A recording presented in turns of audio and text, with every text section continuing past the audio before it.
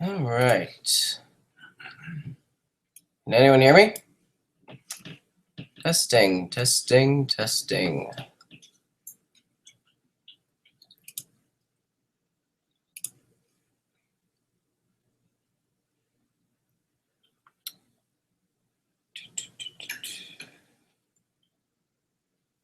Everyone hear me okay?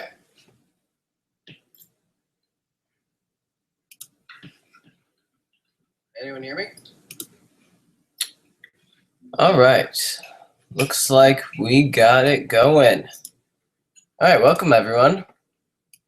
This is the first ever Coaster Studios live event.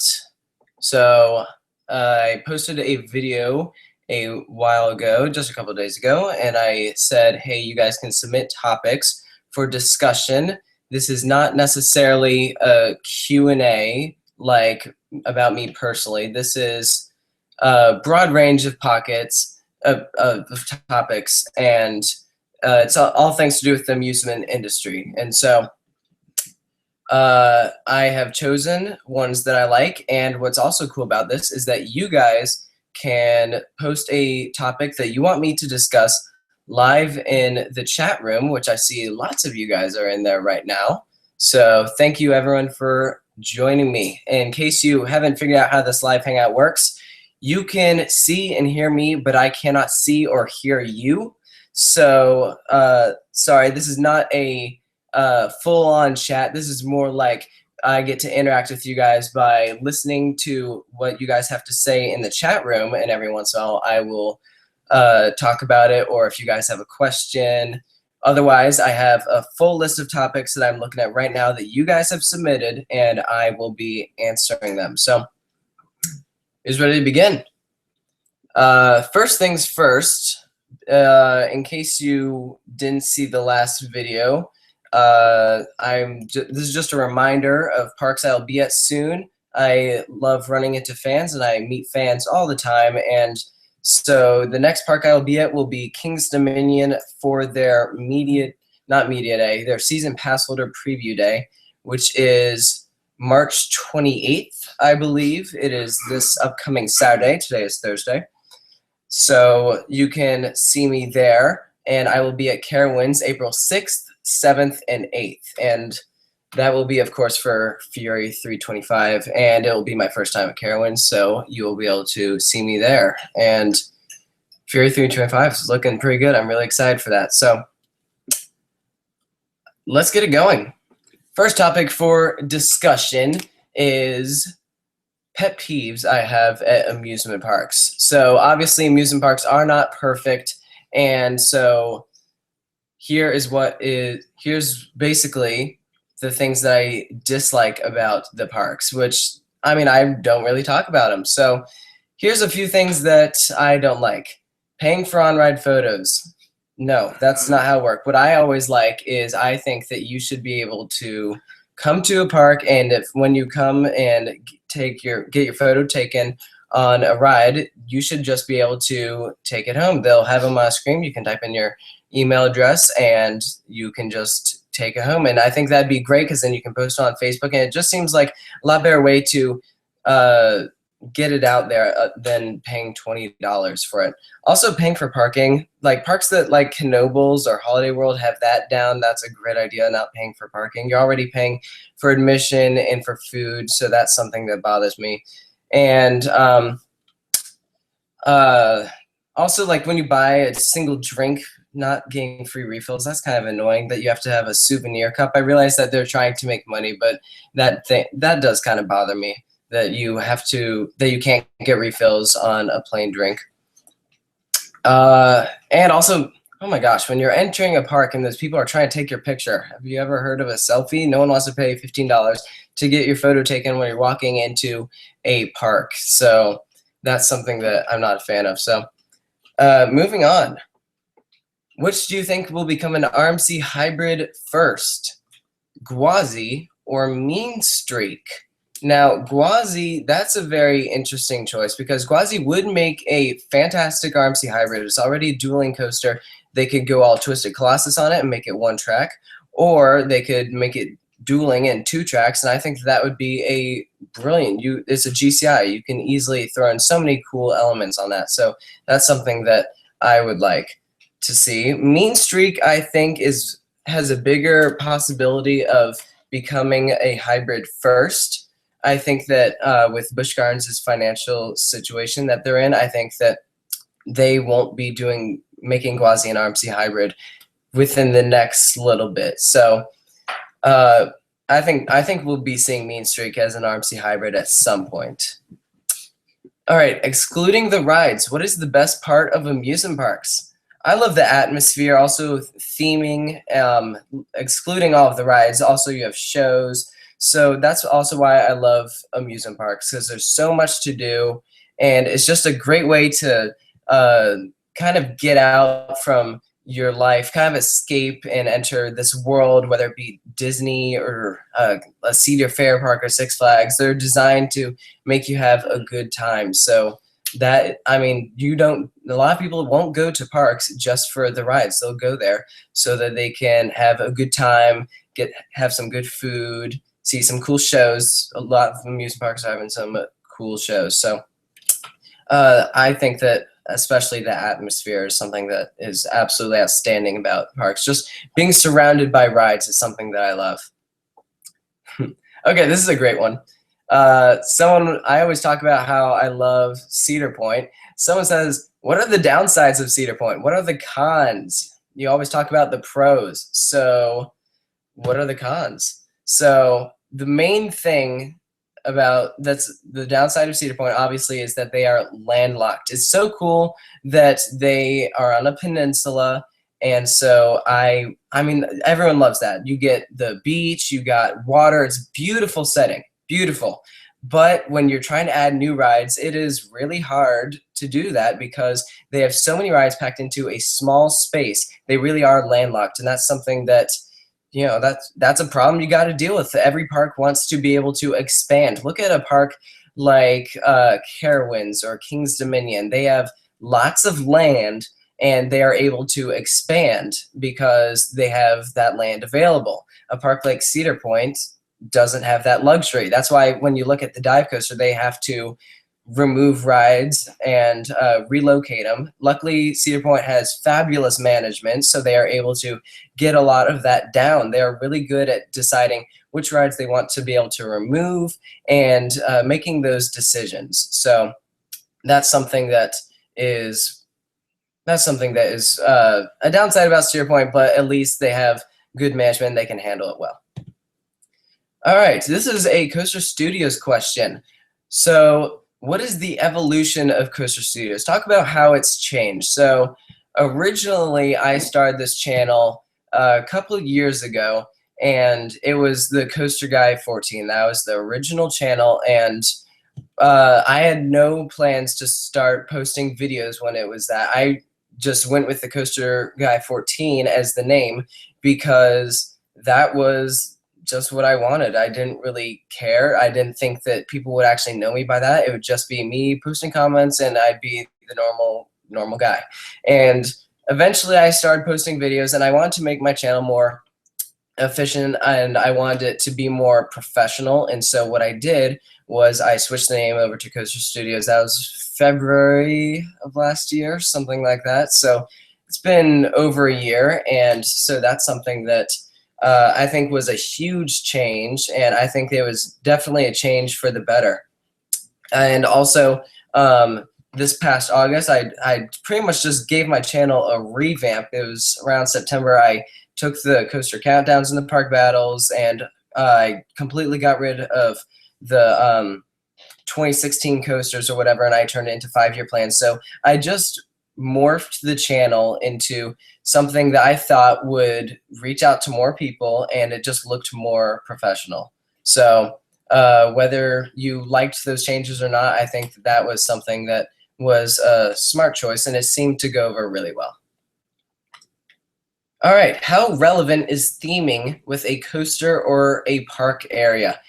Theming on a coaster, I look at it as just a bonus. So if a coaster has theming, then that's just something great. However, it doesn't necessarily need to have theming. Now, when looking at the park areas, I think that that is a lot better if you have theming, because that really immerses yourself. More people are in that park area and not necessarily on those coasters. And so when you theme a park area, you just immerse yourself. You can go so much with that. You can make the buildings look cool. You can do, there's just so much potential. And so I think that that is very relevant. I think that every park should have their areas themed. And coaster theming, if you can tie in the coaster theming with the park area, look at a park like Busch Gardens or Disney. They do this fabulously. But I think it'd be nice if you had a park like Six Flags. They do some coaster theming. However, the park areas aren't necessarily themed as much as their coasters. So it'd be nice if they did more theming with there instead of just like generic themings. All right, what are some pros and cons about coasters opening this year? Obviously, there's so many great coasters opening this year. One of the things that I absolutely love is how Holiday World and Knoebels are receiving their first ever steel coaster this year. I think that is absolutely a pro. I don't think that this is going to be a con. I don't think it's ruining the park's feel. I think it's just they're revitalizing the park and they are taking a different direction. I think a lot of people really like that. So I think that is one of the best things about this year with roller coasters. Cons. I wish there were more Intamin coasters coming out this year. Correct me if I'm wrong with you guys in the chat room. The one I can think of, the one Intamin coaster this year that's coming off of my head is the one going in at Fantasialand. That's an Intamin launch coaster, I believe. So, I mean, yeah, I don't think that there are really any other Intamin coasters coming out this year. I think that that would be really awesome if there were more Intamin coasters opening in 2015, but there really aren't. So that's something that I'm not crazy about. I think that's the major con about this year with roller coasters. On the bright side, though, there's lots of B&Ms opening this year. That's always good. Do you think we will ever see a vertical amusement park?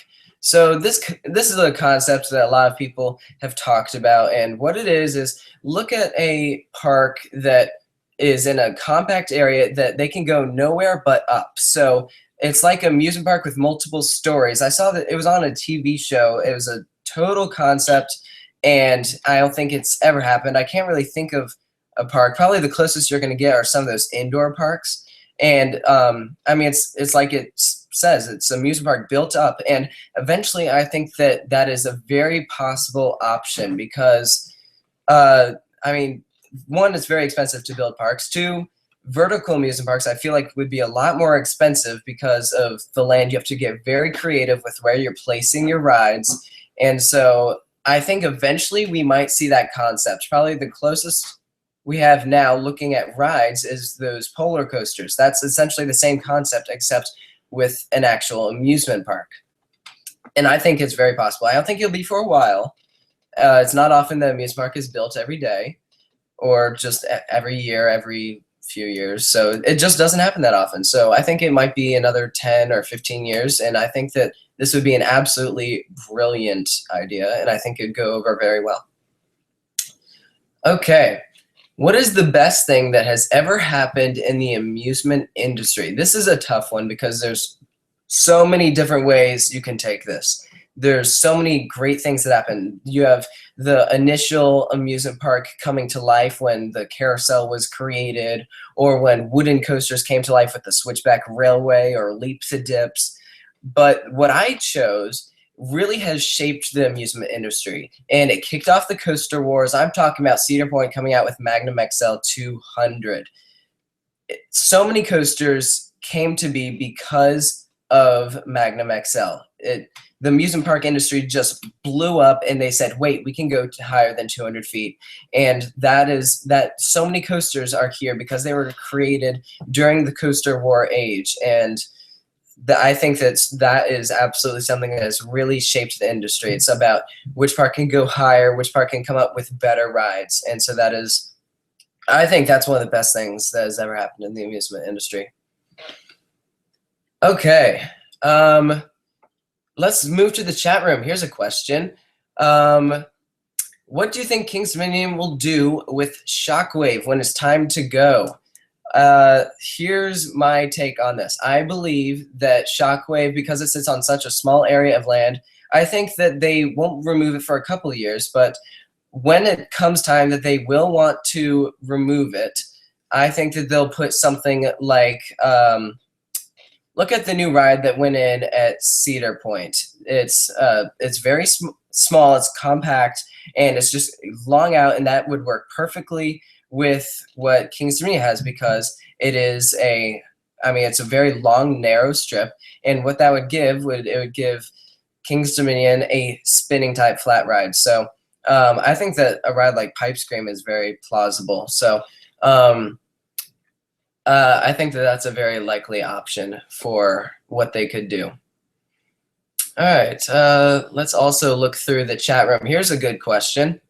What is your favorite inversion? I love pretzel loops on flying coasters. I think that that is absolutely a fantastic idea, and it's a brilliant concept. It's a vertical loop, except you start from the top and then come back up towards the top. And I wish that they were on more coasters, but I understand why they're not, because of the G-force and stuff like that.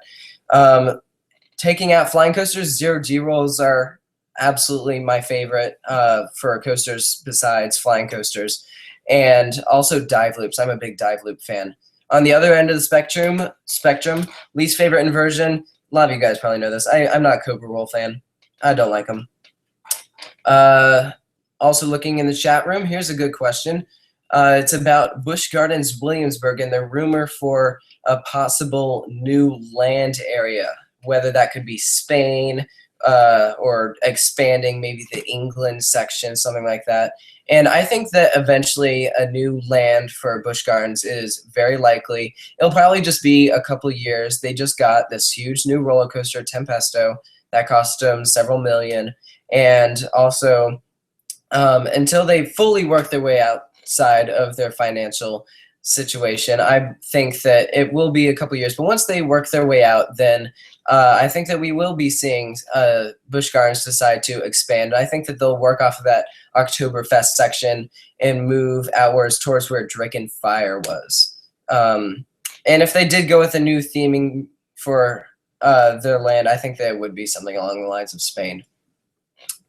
All right, going back to questions that you guys asked in a previous video. What is the most overhyped coaster out there?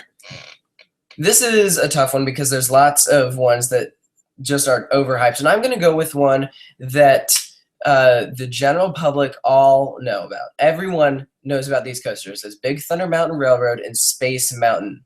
As a coaster fan, obviously we know about all these rides out there, but for the general public and for any friends you might have, when they think of roller coasters, they think of Disney World and these two coasters, Space Mountain and Big Thunder Mountain. And so they will talk about them, and they're your standard mine train. Really, the only great thing about them is that they have some cool theming with them. And I mean, that's just something that Disney does. So I think that those are some pretty overhyped coasters. In the amusement industry with coaster enthusiasts, I don't think that they're that overhyped at all. I don't think that they're actually talked about that much.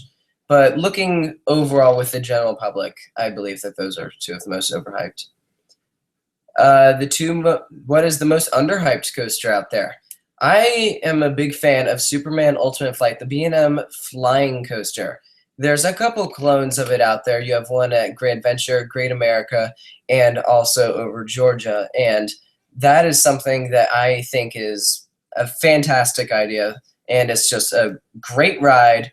And some people say it's boring, whatever. I don't look at it that way. I think it's absolutely a great ride.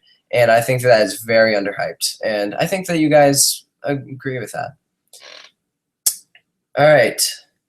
Should the regional parks get a Magic Band style Fast Pass that Disney currently has?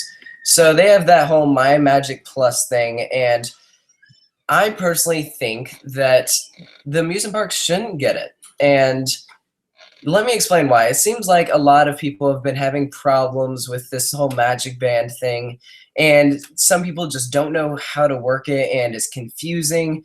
And I like the system that amusement parks have set up right now with your Fast Pass, your Fast Pass Plus, whatever it may be.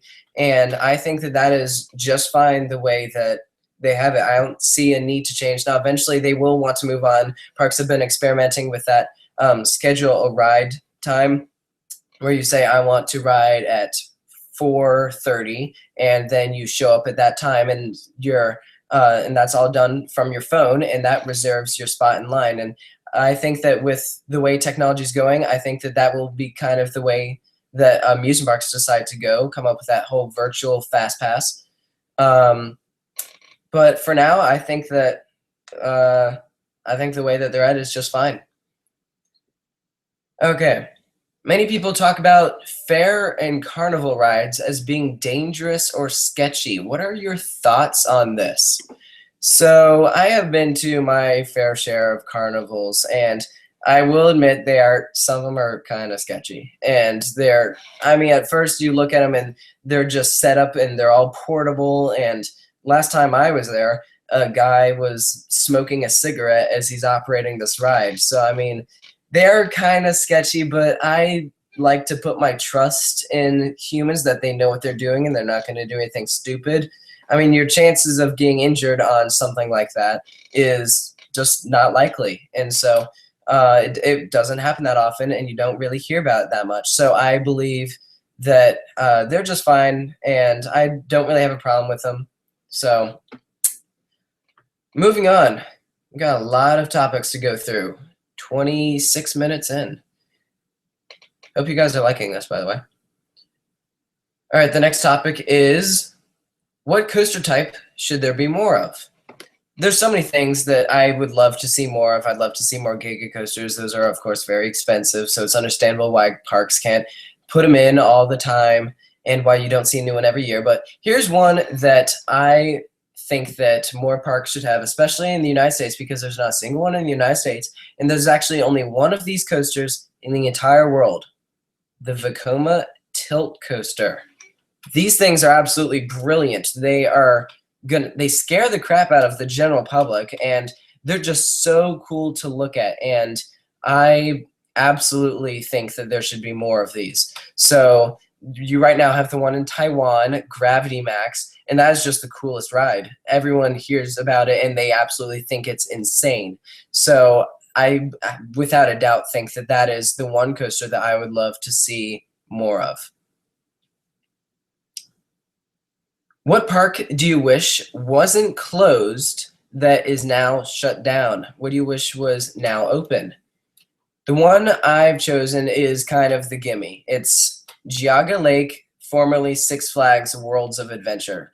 This was the coolest park. When SeaWorld morphed with Six Flags, they had, or Geauga Lake, one of the two, they formed Six Flags Worlds of Adventure, and it was this massive park. It was the largest park ever, bigger than Six Flags Great Adventure, which is right now the park. They took two parks and connected them. It was absolutely the coolest thing, and then they started adding so many rides back to back to back. It was really cool, and it just went downhill. I've read some very interesting things about why Six Flags Worlds of Adventure and Geauga Lake failed and why it's no longer there. And I just think it's really sad. That park was just really cool, and I'm not happy that it's now closed and that no one can ride it and that they just bulldozed it to the ground. Okay. Okay. Next topic is, how much longer does Dinosaurs Alive have before it gets removed? So I don't think the Dinosaurs Alive will last too much longer at these Cedar Fair parks. I say give it, I think they'll all be gone within 10 years. I don't see them lasting that much longer. I mean, for the first year that they were open, it got the general public in, and they wanted to be able to pay a little extra to check it out, and the kids liked it. But just year after year, it's just,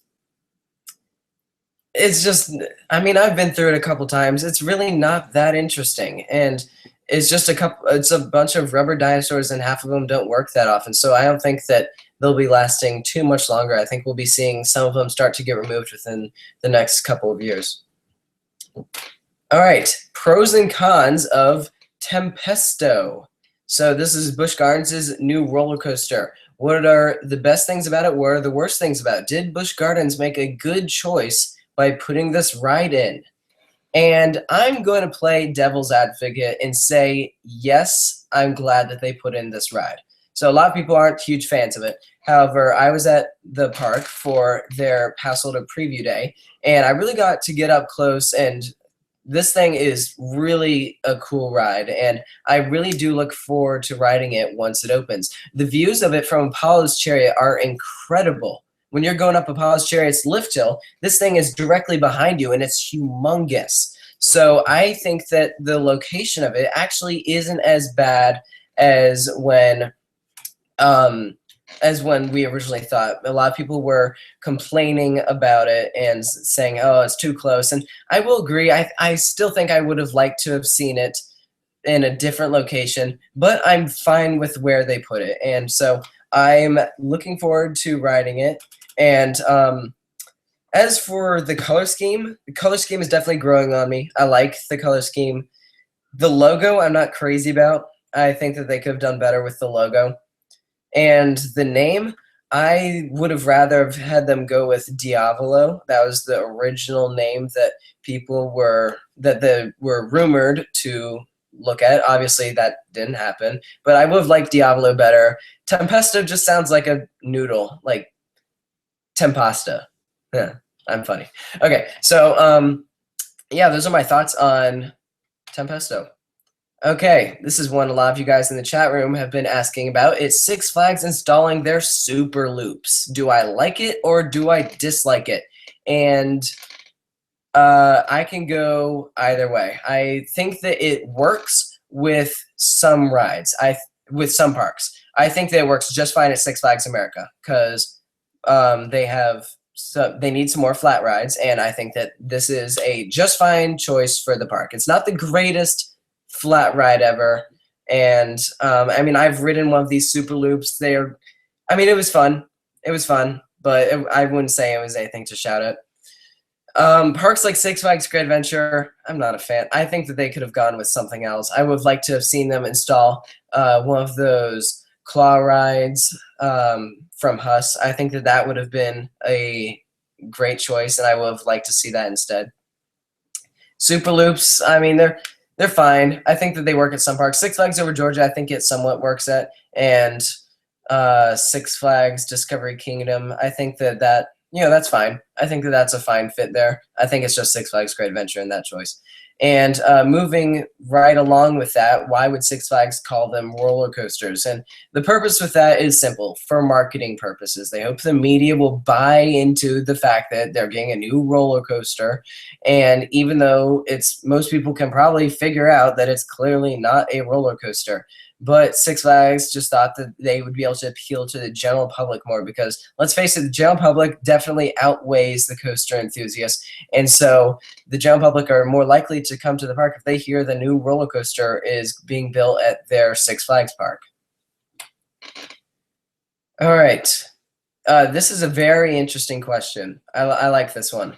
This is, if Six Flags and Cedar Fair were to each buy a park that exists right now, which ones do you think they would buy?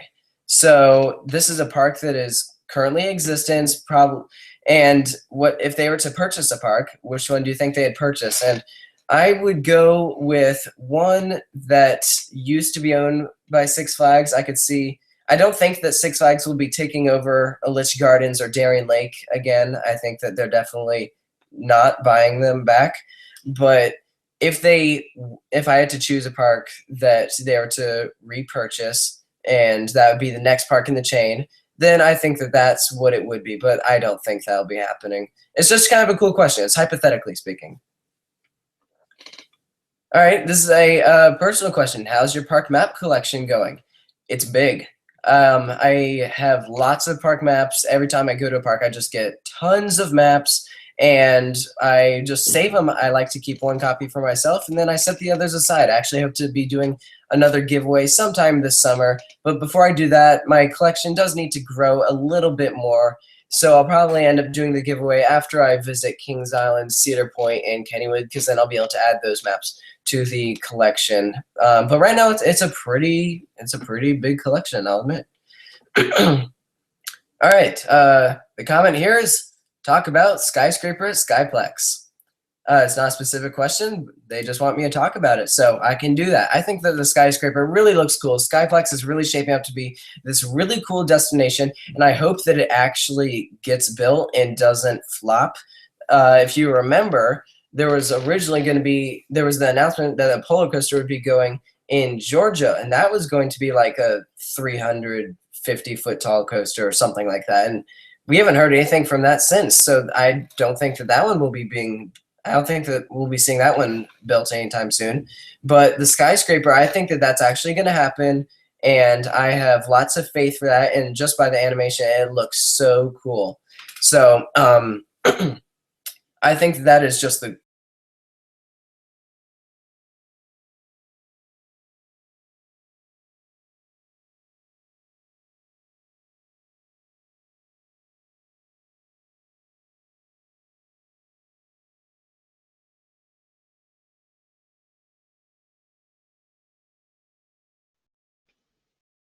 Sorry, guys. Looks like we had a server area. I'm back. That's okay. All right, so we're moving on to the next topic. And that is, do you think Thunderbird will be more intense than the other Wing Riders? So, that's tricky because it's a launch coaster. It's different from all of the other wing coasters. And so I think that it will be more intense because it has that launch and it goes straight into the emblem. It has those near miss elements that are very cool. And so I think that it will be a bit more intense than the other wing coasters out there. However, I'm very interested in seeing how it compares to the others, because the others were kind of forceless, but this new one also has shorter trains. So I found that the most intense moments on these wing coasters were when you're sitting in the back row. And so because the trains are shorter, I think that will be very interesting to see if it's more intense. I can't really say if it'll be more intense until it opens and we hear about it. But as of right now, my prediction is that yes, it will be more intense than the ones currently out there.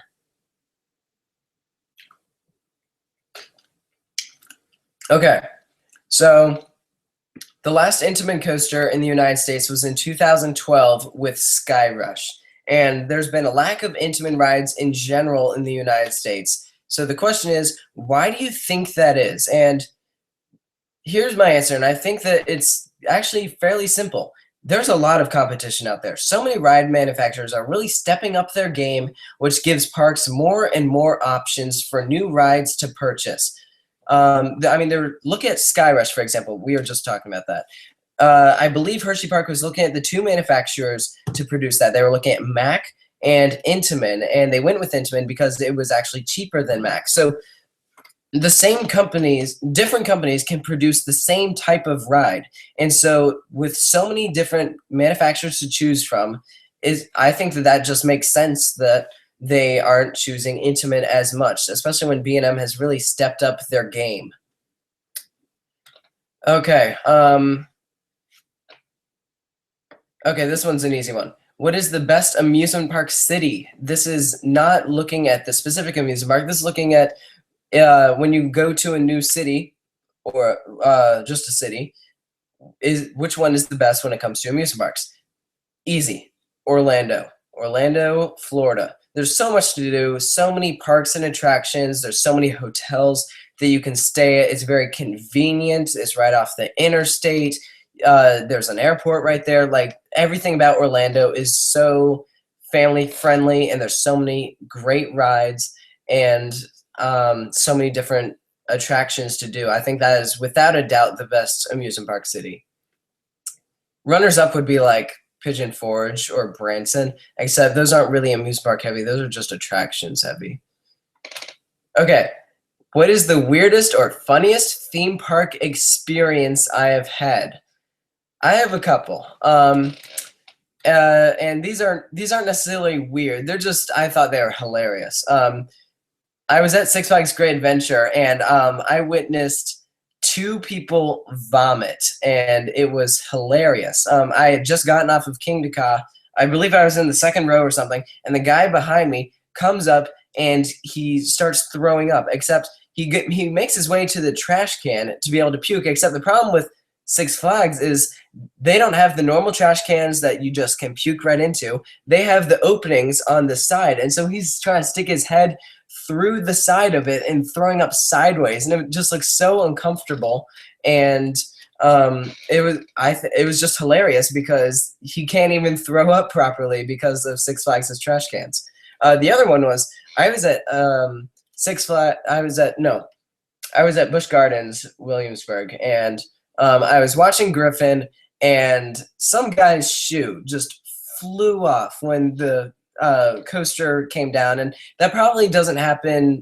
That probably happens a lot. It's nothing probably that unordinary. However, I thought it was hilarious because I just see the shoe go flying over from some guy. It was probably a flip-flop or something. Don't take flip-flops on dive coasters.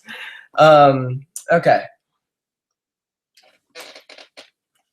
All right. Next topic is the original. What do you think of okay. The question is, what do you think the original Paramount parks like Kings Island, Kings Dominion, etc. would be like if they had not been sold to Cedar Fair? Cedar Fair obviously bought them from Paramount, and there's no more Paramount parks in the United States. So what would they be like if Cedar Fair hadn't bought them? And here's my answer. They wouldn't have received as much love as they do now. Paramount was just slapping down new rides, and they didn't really care that much about the park appearance. All that Kings Dominion 40th anniversary stuff, they freshened up the park, added new flowers and landscaping. None of that would have happened if they were still owned by Paramount. And I'm really glad that Cedar Fair took over because Cedar Fair knows what they're doing. So I don't think these parks would be as good if Paramount still owned them. Okay.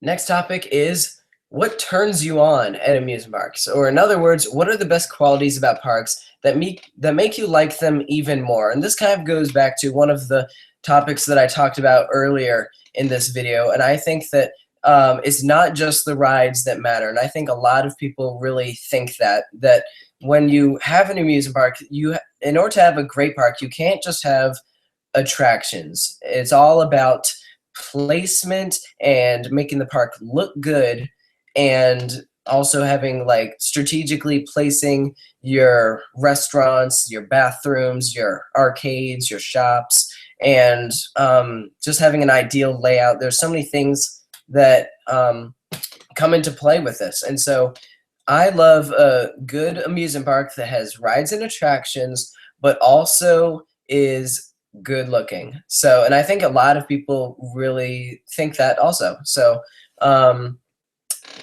that's definitely something that turns me on, I guess.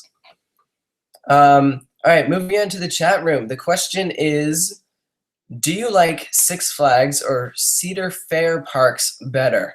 And that's a tough one because with Six Flags, they seem very much attraction based, and every once in a while they'll add in new stuff. Like look at what La Ronde is adding this year. It's something very different. It's a year-round haunt attraction. So Six Flags definitely, it seems like they are innovating more. They're coming out with these cooler rides. The Superloop thing, that I'm still not crazy about that.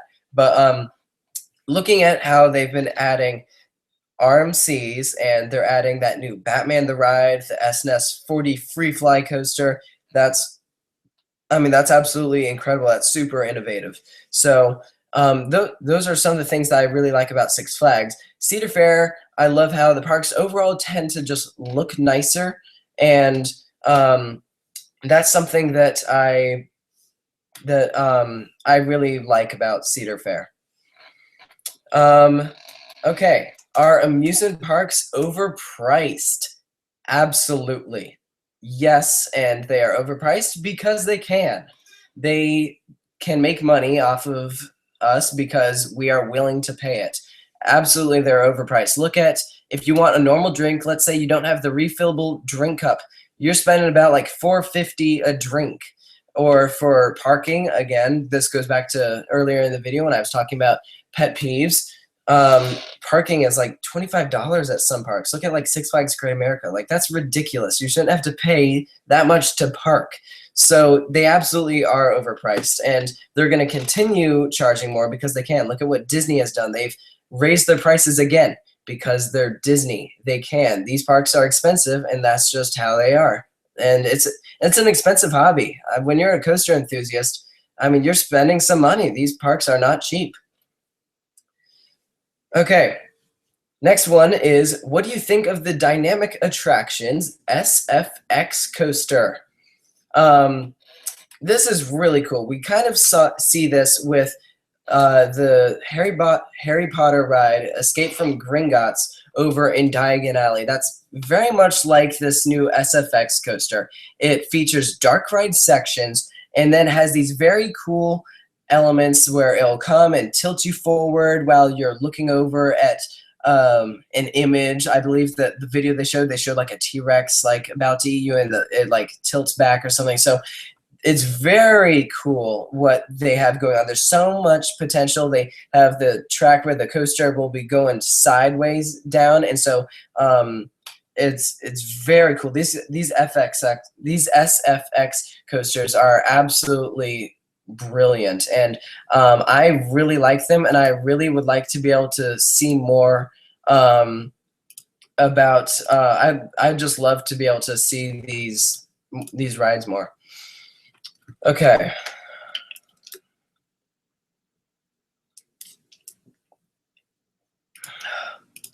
Sorry, guys. Okay. Next topic is, what do you think about Disney's Hollywood Studios changing their name again? So I actually don't mind this change because, I mean, the thing with Disney is they're just trying to find what the park is going for, what they're trying to do with the park, and what direction they're wanting to take. And so what I believe this means is that they are going a new direction. I think these new Star Wars rides are going to go right in hand with them changing the name from Disney's Hollywood Studios to another name. I didn't mind the name MGM Studios, and I didn't mind Disney's Hollywood Studios. I think that some people weren't fans of it because they thought it was just too much of too big of a name, kind of a tongue twister. But I don't mind it. I never really had a problem with them with the name, and so I don't mind them changing it. I think it'll be very interesting to see what name they go with. All right, next topic is, what do you think of Six Flags advertising on their coasters? Is it good or unimaginative? Absolutely, it is unimaginative. Look at what they'll do on Pandemonium. They have left Twix and right Twix. They're just trying to make some money by having putting these brands on their coaster cars, and I don't like it. And I don't think that it's very imaginative at all. Look at what was just announced for Six Flags Magic Mountain with Goliath. They announced that they will be giving Goliath this new Monster Hunter theme, and it's stupid, and it's dumb. It's for like the Nintendo 3DS, and so I think it's not good, and I think it's dumb. I think the coaster train should just look good. Some of these coaster trains really are cool looking, and so when you're putting in these ads on it, it just is really taking away from the experience of the park, and also it just kind of leaves you remembering things about that coaster. When I rode Rolling Thunder at Six Flags Great Adventure, those trains had ads on them. So many of these coasters are just having these ads everywhere, these product placements, and it was really stupid, and I don't like it. I agree with it. Okay. Will one day wooden roller coasters go extinct? Um, so wooden roller coasters, you're definitely just not seeing them as much as you used to. And I wish that we saw more of them. I definitely am not a fan of how we're definitely seeing steel coaster after steel coaster. I really do like steel coasters. However, I mean, wooden coasters are classic. Now, are they going to go extinct? I don't think so. And the part two of this question is RMC going to be a part of the reason that wooden coasters might just uh, deplete from existence? And I think that RMC might have a part with it because they are transforming wind coasters into these really cool RMC hybrids. And I love these RMC hybrids. I think that they're absolutely outstanding. I mean, I don't think that we'll be seeing these wind coasters leave. Some of these wind coasters are great. Look at El Toro or Boulder Dash. Like, absolutely. They're great. I don't think that we'll be seeing them leave anytime soon. Now, in maybe 50 years, will wooden roller coasters go extinct? I mean, maybe. I mean, who knows what is in the future? I mean, look at what is happening now in the amusement industry and how things are continuing to innovate. Imagine what's going to be going on in 20 years. I think it'll be very interesting to see how amusement parks have changed. And I think that one day we'll be looking back and it'll just be very cool because we'll be able to tell our kids, yeah, I was there when RMC first came out, or when before wooden or when back in my day, wooden roller coasters actually had a track. You didn't just levitate off the ground. Just an example. So I think that these rides will be very different. Next question is from the chat room. It is what city needs an amusement park? And there's lots of cities I think that really need one. I saw one. I believe it was on.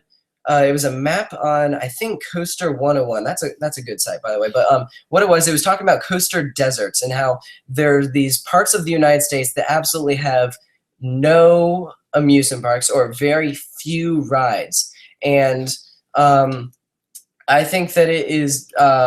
I think I really would like to be able to see these cities get amusement parks. However, part of the reason why they don't have amusement parks is because, I mean, you don't have that many people there, and so I mean it's understandable when you don't have the demand to be able to open up this amusement park that people want to be able to come to.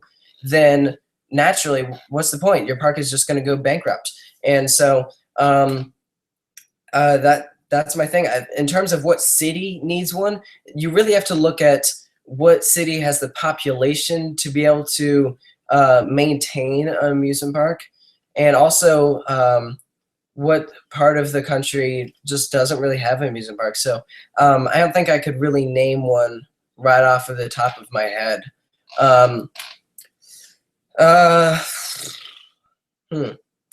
Let's see. I think it'd be nice to have another one in like Georgia. Georgia really has Wild Adventures and Six Flags Over Georgia. I think that'd be cool to have a new park there. Some people in the chat room are saying Maine. Maine is, I mean, you don't really have anything there. Also, West Virginia, you have Camden Park. That's very small. I think that's absolutely a place that needs one. Also, this guy brought up a good point. New York. You have New York City that has Coney Island and also Adventureland, but upstate New York, you have like Darien Lake and Great Escape, but there's some areas of New York that are quite far away from some of these amusement parks. But again, I think that goes back to the demand. So I think that that's a tough question. All right. Let's see. I'm scrolling through the chat room right now. Let's see what question we can get now.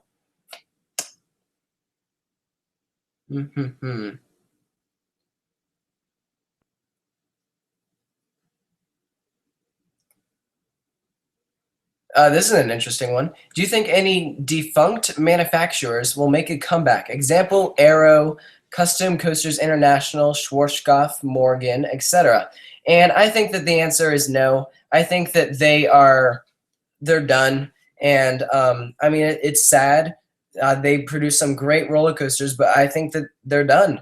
And I think that new manufacturers are going to come along. Look at how old RMC is. They are not very old at all, and they have just exploded across the industry. So it seems to me like every time an amusement park manufacturer dies, a new one comes along. So a company like Arrow or Schwarzkopf, I don't think that they'll be coming back. I think that they're done, which is, you know, it's sad, but at least a lot of the rides are still here, and you're able to experience them still. Okay, this one is about Jazzland. What do you think of the possibility of Jazzland opening in New Orleans? This was talked about a while ago. I remember Coaster Radio did a whole episode on it. I think that Jazzland isn't going to happen, as sad as it is. I think that Jazzland would be really cool and has so much potential, which for those of you guys who don't know what Jazzland is, it was back a while ago, you had Six Flags New Orleans destroyed. And so what these guys are talking about is taking that area and bringing it back up and calling it Jazzland, which was actually the park that it used to be before it was called Six Flags New Orleans. And I mean, that would be a really cool park. I mean, you have like music type theme, kind of like Hard Rock Park style, but I don't think it'll be happening. We haven't really heard anything from Jazzland in a while. Also from the chat room, is Togo underrated? No, Togo's not that great. I'm sorry. It's not. I mean, the one closest to me is one of the two Togos inside the United States is Shockwave. That coaster, I don't like it. It's not good. It hurts and it's jerky and rough. And then the other one is the coaster over in Vegas, the roller coaster. Yeah, that's a fun one if you want to lose your brain, because that thing will beat you up and drive you insane. So, yeah, I don't think Togo's underrated. This one's about Grand Texas. On the other hand, to contrast Jazzland, I think the Grand Texas theme park will happen. This is a park that is being talked about being built in Nashville, Texas, and I think that one day it will be built. It's just a matter of time. We haven't really heard anything, but I believe I read on Screamscape that they will be making an announcement soon, and I think that that makes a lot of sense. They've just been working things out, and so I think that Grand Texas is going to be a really cool park. The animations for it and the kind of the cartoon drawings that they did to show what the park might look like, it looks really cool. It looks like a really nice park, and I think that that will happen at some point. So right now it's 8:57. Thank you all for joining me. I'm going to end the live chat right now. So thank you all for submitting your topics for discussions. Thank you all for watching, and I really appreciate it. Let me know if you want to be able to do this, if you want me to do this again. I think it was definitely something different, and it was a very different experience for me. It was something very cool, being able to directly interact with you fans in the chat room, and for you guys to be able to discuss everything live. So I hope that you guys enjoyed it, and if you are watching this now and you missed part of the beginning of this live chat, I believe it will be able to I believe they'll be staying on my channel, and you'll be able to view it in 6 months or tomorrow. So yeah, that's it. So thank you all. Have a good night, and remember, I'll be at King's Dominion this Saturday if that is your local park. Hope to be able to see you again. Thank you guys.